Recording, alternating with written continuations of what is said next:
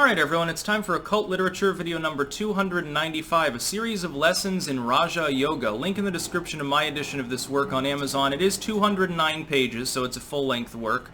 Second and third links are to my books, blogs. I don't really have any other yogic works for the most part yet, but I have two other works by Atkinson, the same author, operating of course under his pseudonym Yogi Ramacharaka. He was a New Thought dude into Hinduism and Eastern religion, and he wrote over 100 books, and he also had a publishing outlet, so he edited hundreds more.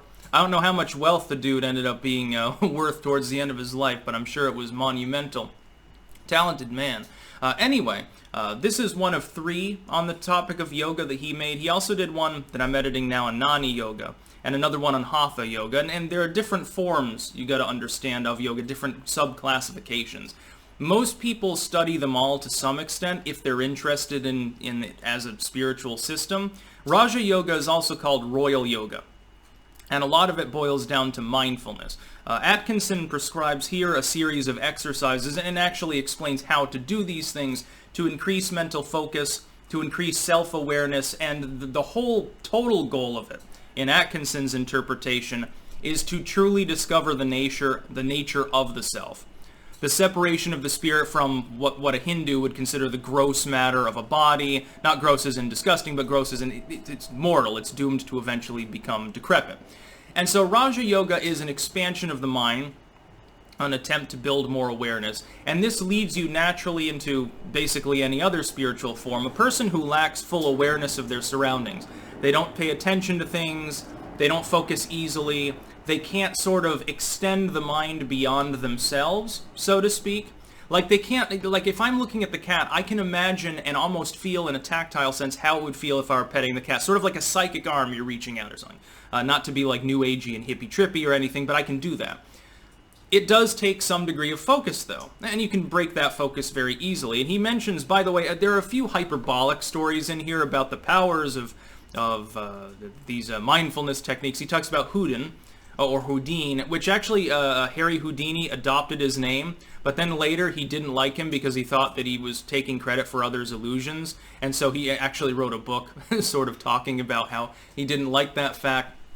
But he was sort of the original gangsta of what you would call modern stage magic. Again, people borrowed their tricks and bought tricks from one another all the time back then, so it doesn't really matter if he was a great dude in the commercial sense.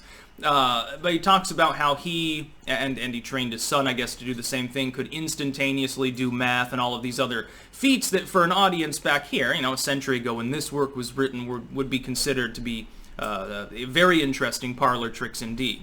The idea of increasing one's psychic or mental capabilities was very much something that people were interested in back then. And a lot of that comes from Hinduism. It comes from Eastern lore. It doesn't come from the religious paths of Christianity or Islam or something beyond the mystic sides of those which had been suppressed, which were considered to be taboo in many cases. And so you have these different groups within the occult studying these different things.